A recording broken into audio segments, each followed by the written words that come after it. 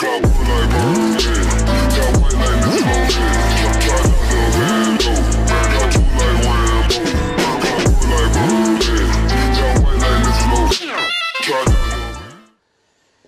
attendant, quel a été le vrai bilan de mai 68 ? Le vrai bilan de mai 68, c'est que De Gaulle a été sauvé par le Kremlin, par l'intermédiaire du Parti communiste français et de la CGT, qui ont signé les accords de Grenelle pour arrêter la grève générale, parce que le Kremlin avait compris que c'était les Américains qui étaient derrière, qui voulaient faire chuter De Gaulle. La CGT donc a signé, elle a d'ailleurs été désavouée, Georges Ségui a été désavoué par sa base, et il y a eu pendant 15 jours, 3 semaines, 1 mois, de nombreux problèmes parce que la base ne voulait pas reprendre. C'est un premier divorce qui va apparaître entre le Parti communiste français et la classe ouvrière, parce que la classe ouvrière française, à l'époque, est tellement victime des médias qu'ils prennent parti plutôt pour l'opposition à De Gaulle plutôt que pour ce qu'ont décidé le PCF et la CGT qui disent qu'il faut savoir terminer une grève. D'ailleurs, on va voir se développer après, dans les années 70, les mouvements style gauchiste, la CFDT, etc. Tous ces mouvements, vous connaissez les mouvements trotskistes qui sont financés par la CIA, tout le monde le sait, depuis l'après-Seconde Guerre mondiale, comme FO. Le syndicat FO a été porté par les Américains. En quoi qu'il en soit, à partir de l'automne 68, De Gaulle cherche à s'en aller. Il avait dit, il vaut mieux partir 1 an trop tôt que 5 minutes trop tard. Il se rend compte qu'il est dépassé par les événements. Il a failli flancher. À la fin de mai 68, vous savez, il a failli s'en aller. Il est allé à Baden-Baden voir le général Massu qui lui a dit qu'il faut remonter sur le cheval. Donc il est revenu, mais le cœur n'y est plus. De Gaulle cherche un moyen de sortie. Il fait donc le référendum sur la décentralisation, la réforme du Sénat, etc., la participation des travailleurs. Tout ceci fait échec et donc il n'a que 47% de oui, il démissionne avec panache. Et c'est Georges Pompidou, qui entre-temps était passé par la banque Rothschild, qui est élu. Et c'est ça le vrai bilan de mai 68, c'est l'élection de Georges Pompidou. Et c'est quoi l'élection de Georges Pompidou ? Eh bien le 1er décembre 69, 6 mois après être élu, Pompidou plante le 2e coup de poignard dans le dos de De Gaulle. Le premier, c'était le préambule interprétatif du Bundestag.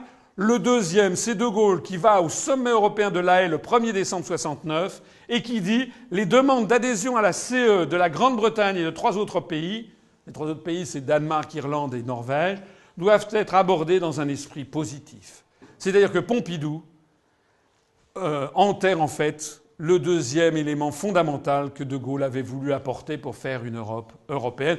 Pompidou va être évidemment accueilli très rapidement par les États-Unis. Alors tout ceci, eh bien, c'est la fin du gaullisme à laquelle on assiste avec Pompidou.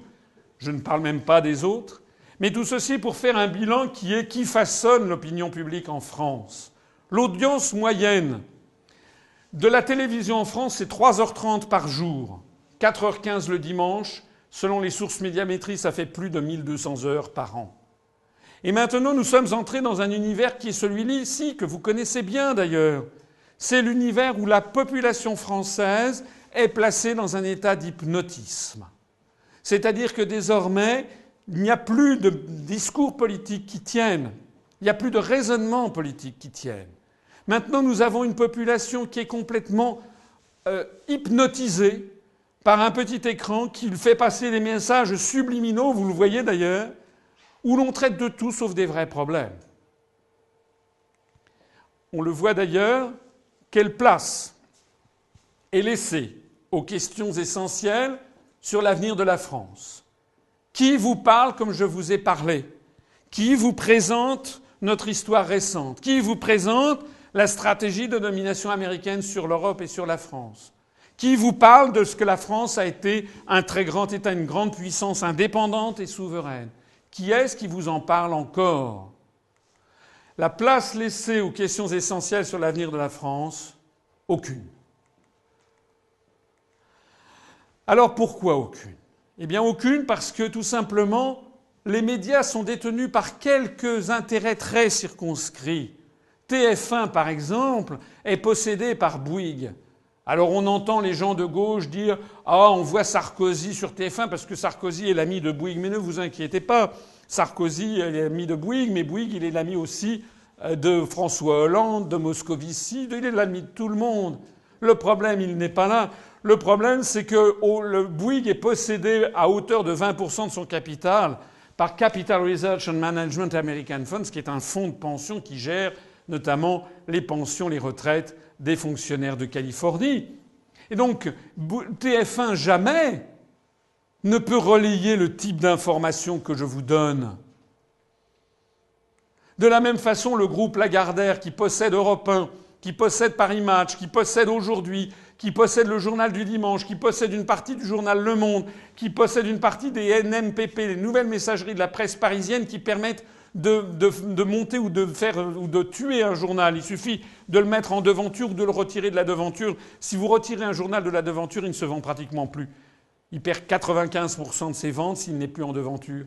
Donc celui qui possède les NMPP a un pouvoir colossal sur la formation de l'opinion publique en France. Eh bien Lagardère, ça sonne bien français, oui, mais plus de 60% du capital de Lagardère sont détenus par des investisseurs institutionnels étrangers, comme on dit, et notamment des Américains.